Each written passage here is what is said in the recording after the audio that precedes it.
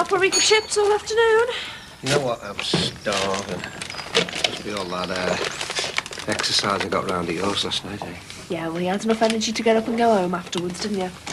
All right, Dad. All right, son. Okay? Yeah. Well, Michael took it all right then, eh? Being binned off. Take it you didn't tell him he was being dumped because you and me were back home. I didn't tell Michael anything, seeing as I've no intention of dumping him. Yet. Hey, hang on. Where does that leave us? You got heartburn again? Yeah, I thought I was hungry. But then again, I thought I was tired enough to go to sleep when I went to bed last night. Sorry. I still can't believe what I did. Me, a supposedly rational human being, and I go and kidnap my children. Oh, I can't pretend it wasn't. Stupid. Yeah, I know. Then again, it seemed crazy to be having a holiday in the same country and not seeing Matthew and Emily. So you made a little detour from Florida to Boston. And then when I saw the children, when it came to leaving them with Susanna and her boyfriend, something just snapped. Next thing I knew, I was on the plane back home with them. Leaving Susanna with the perfect excuse of keeping my children away from me for good. She may just have threatened that in anger. No, not Susanna. Idle threats aren't her style. She said when she's going back to the States with him. Friday. You know, if I could have only turned back the clock one miserable week. A week ago, all I faced was not seeing Matthew and Emily for a year. Now she can stop me from seeing them ever again.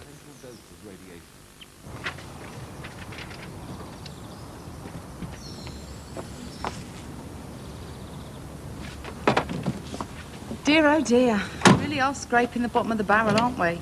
Have you tried down the back of the sofa in the office? You might come across the odd 5 pence. I'm just realising one of my assets. Not that it's any of your business. Half my business at present. Be a different story, though, if my partner can't come up with the money that we need to keep the club open. Oh, I'll get the money. 25 grand? It'll take more finding than just flogging Jimmy's motor. He does know you're selling his precious perk, doesn't he? He will do when I tell him. Oh, that'll please him. Have you suddenly become interested in Jimmy's welfare, have you? Not really. All I care about is that this place stands to be bankrupt by Friday. Friday? I thought you said we had another couple of weeks at least. That was before I took another look at the books.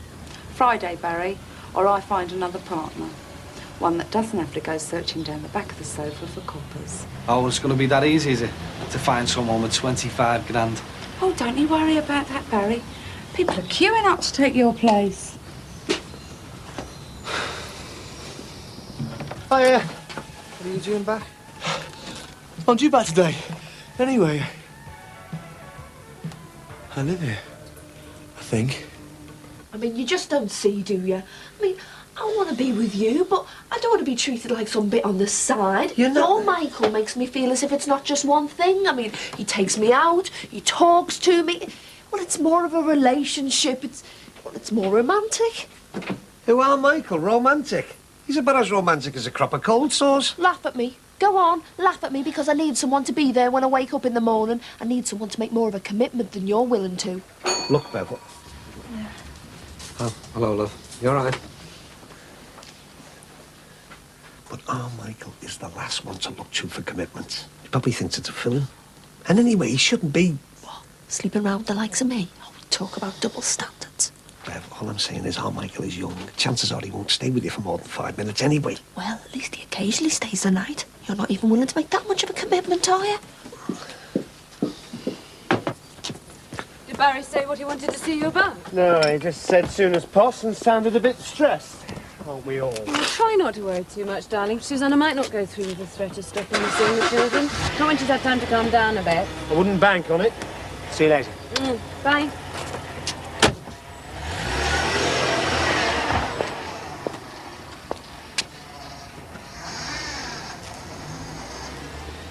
Hi, how are you? Okay, and you? Fine. Thought to do fish tonight. Brain food for Beth. Heaviest week of her A-levels. That's a stressful time. How's she bearing up?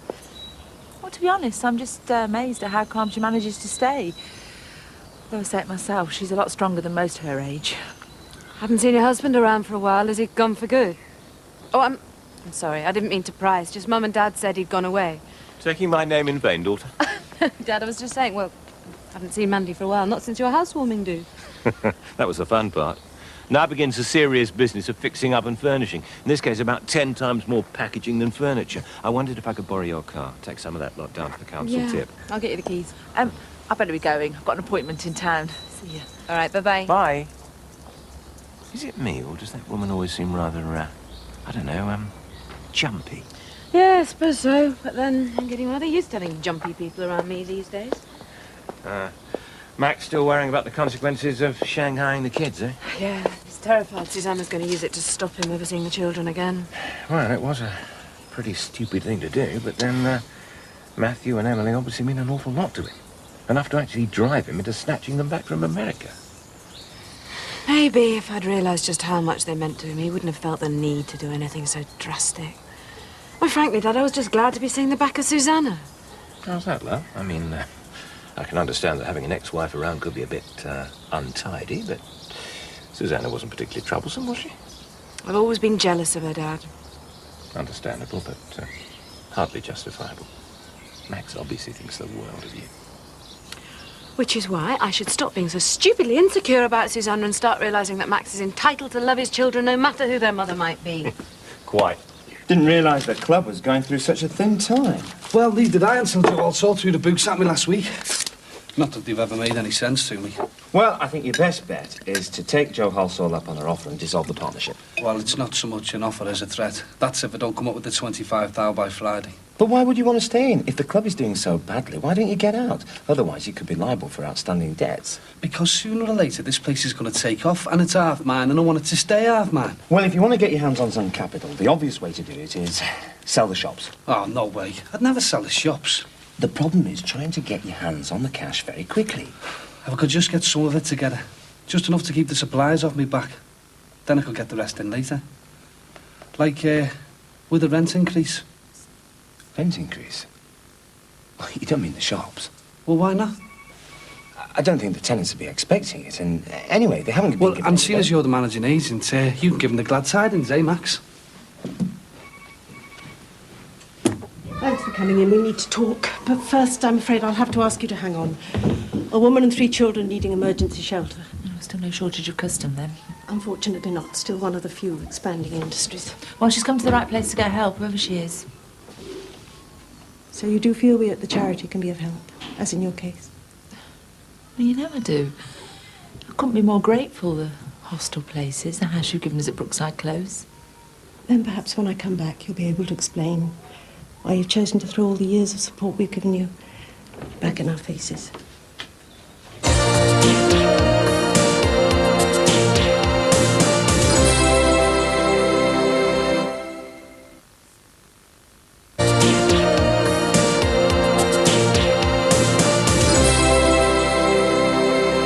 Peter, have you got any more trips to Dusseldorf planned?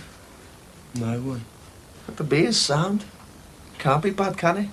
All expenses paid and 3 weeks of this stuff. That's a full duty-free allowance as well. And it's supposed to last a year. And for your information, a management placement course does mean you have to work as well. Well, I thought there'd be a catch. Well, at least this hasn't changed while I've been away. Yeah, I don't know. Hey, but Keith's got this sound idea for painting all the windows out with this stained glass effect. No chance. The early Oxfam look you give them the lounge is quite enough, thank you. And I know I'm only the landlord, but I did ask you to leave things as they were while I was away. Well, we have, structurally. We just sorted some of the more obvious symbols of conspicuous consumerism. Well, I thought you'd approve with your radical background. That's before I approved of selling this place. If I look at these bills, the running costs haven't improved while I've been away. Hey, Anna, tell them how you've joined the moneyed classes. You know, you need jobs. Jobs. Well, neither of them are up to much. Keith helped me get one of them. It's at his art college. Yeah, and the models, you know, for the art classes. It's very respectable, isn't it? Yeah, sure.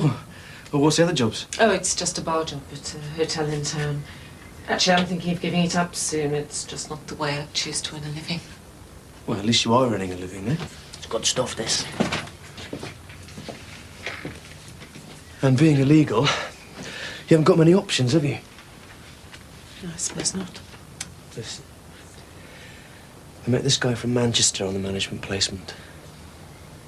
I mentioned my hypothetical friend who wanted to get married to someone so she could live legally in England. He seemed quite a nice bloke. I don't suppose he'd be willing to do it out of the goodness of his heart.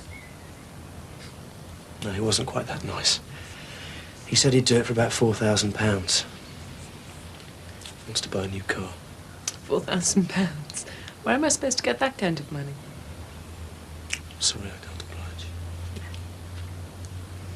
Still, you are earning. It's a start. Does it pay well? The money's the only good thing about it. Still, I'd have to do it for a very long time to save £4,000. It is a means to an end, though, isn't it?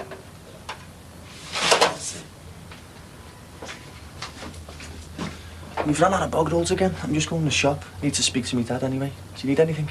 No, I'm going around there myself later anyway. So, have I missed much while I've been away? Any more drunken, disorderly clashes round at the Jordashes? Well, Bet's our fella seems to have gone. It's been dead quiet. What happened to the pond Beth was digging? I don't know. I think she changed her mind. Oh, well, better let my checkbook loose on a few of those bills. All right then, Rigby. Get to it. Good job somebody does. We wouldn't have a roof over our heads, would we? I was thinking about leaving the Legion early tonight. Nip round to the flat. Nah, I think I might have an early night. Well, suppose that means you'll be seeing our Michael then, does he? Not necessarily. See ya.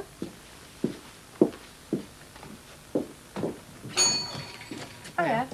Yeah, I'll see you later. All right, Dad. You never had that, Polly? Uni. You can give it a rest, eh? Is that enough? I suppose so. Right, are you going to see me mum tonight? There's no point, is there? Not when she doesn't want to see me. Well, you've got to keep trying, haven't you? She seemed all right the other night. She wasn't as depressed and that. And, Dad, if you don't go and see her, she's going to think you don't want to see her. Michael, of course I want to see her, son. But if my staying away means that she's going to get better quicker, then I'm all for it. Well, how come she doesn't want to see you?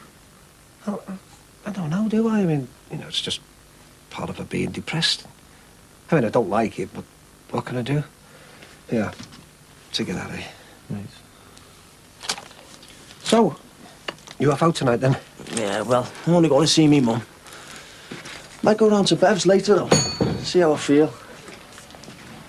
So, OK, this bar job may not be up to much, but it's got to be better than delivering newspapers and free sheets for a pittance. Maybe. And then you can save up for Mr. Green Card. I'll marry you, and you can live legally ever after. You make it sound so very easy. Look, Peter, I've got to make an appointment to get my hair trimmed. I'll catch up with you in a minute. Are you home for dinner tonight, or are you working? I don't know. I'll give the hotel a ring and see if they need me. I was hoping I'd see you, and you're most definitely needed. Not necessarily tonight, but sometime this week. If you're interested. It's the client you escorted last week who wants to see you again. I don't know. He pays well. All you have to do is give him a ring and say what night you want to meet him at the club. Yeah, but that's the problem. It's so near to here. That's the man who took me back to his hotel. Look, he didn't pressurise you into anything, did he? Did he ask you to stay the night? Yes. But I didn't. I came straight home. Well, if you don't need the money... No, wait. I'll do it. Give him a ring any night this week and tell him what night you want to see him at the club. He'll be delighted to hear from you.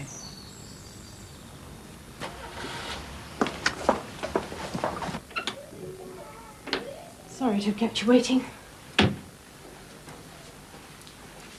So then, Mandy, when did your husband first get in touch with you? Trevor? But he didn't. We haven't seen him for, well, since he went to prison. Don't lie to me, Mandy. Or are you saying your daughter Rachel was lying to me? when she mentioned seeing her father only weeks ago.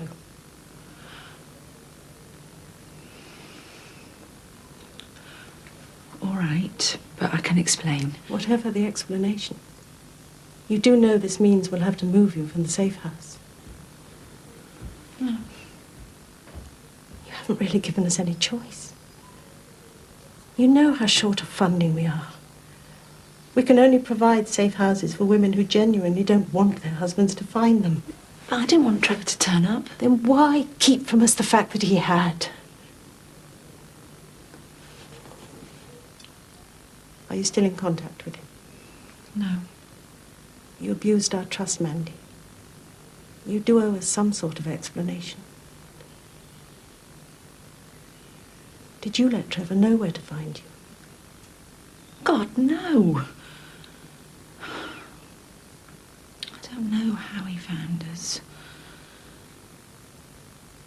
I didn't want to let him in, but he kept coming back.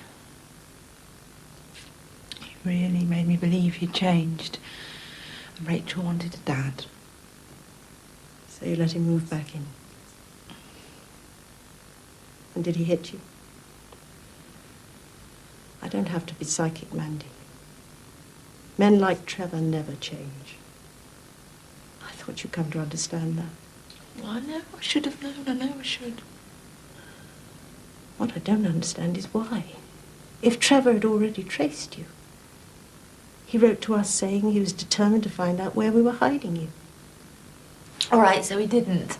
Trevor didn't write the letter, I did. But only because you were going to make us leave the house because you thought we were safe from him. Lies and forgery. And after all that, you having to leave the house is exactly where you're back to. Please, I'm sorry I lied. And I'm sorry you didn't see fit to put your trust in us. But that's not really the issue now. The fact is that now that Trevor's discovered your whereabouts and still constitutes a threat, we have to move you on for your own safety. No, you can't. You can't move us. Trevor's gone for good, I swear to you. Please, Mandy, calm down. How can you be so sure he won't come back? He just won't. Please, Mrs. Shackleton. Please let us stay there. I'll do anything. I'm begging you not to make me move the girls again. Not when for once in their lives they're settled. I'll do my best for you. The trustees have the final say. The houses are in short supply and there's no shortage of needy cases. In the end, we can only protect those who want to be protected.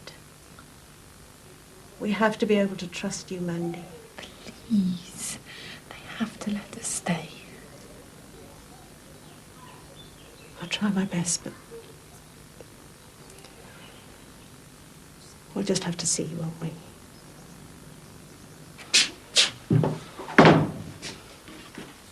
Well, it seemed a shame to be in the area and not pop in. Well, I could have lived with it. So what do you want? Well, you can call it my attempt at community relations. I found it in the bedroom. How nice to have such considerate neighbours. Not that I've been allowed much reading time lately. Not since we moved in. Oh, Mum been cracking the whip again. You could say. Still haven't had time to move my radio equipment, let alone pop round to ask you and Max about the greenhouse. Ask us what about the greenhouse? Well, since you don't use it, I wondered if I might. Hello. Hey, you're early. Couldn't concentrate. Thought I'd take the afternoon off. Lucky old you. Back to slave labour for some of us. I suppose I should have stayed in the office. Not fair getting under your feet. Especially when you've got this big new account. Oh, I'm staying pretty well on top of it at the moment. And there are more important things. I'm trying to stop you worrying yourself silly over this business with Susanna and the children. I keep trying to imagine never seeing Matthew and Emily ever again. And, might well come to that. Well, I'm not sure. It might be that we could work something out. If Susanna was agreeable. To what? The idea of a compromise. If she were to let Matthew and Emily stay here for 3 months, would you be happier about letting them go to the States for the rest of the year? Yes, but I'd hope we look after them. I thought you were dead against it, and there's your work. And you did say that you wanted a baby of our own. I do. But I'd be insane to try for one in the next few months. I'm far too busy. Well, I suppose that between you, me, Margaret and your mum and dad, we ought to be able to cope with 2 extra children for 3 months. And it would have to be only for 3 months, Max. After that, I would want it to go back to being just you, me and Thomas. And his little brother or sister. Yeah, I understand. No, really, I do. And I do appreciate what this must be costing you, offering to do this for me. Cheap at the price if it means we can go back to being happy.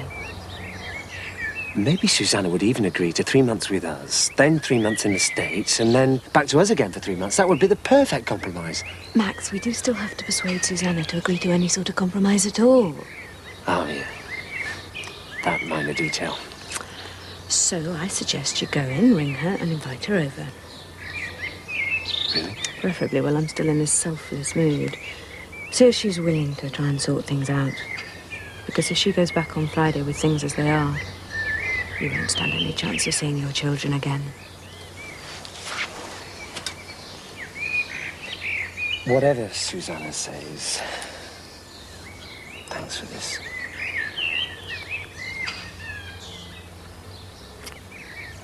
I love you.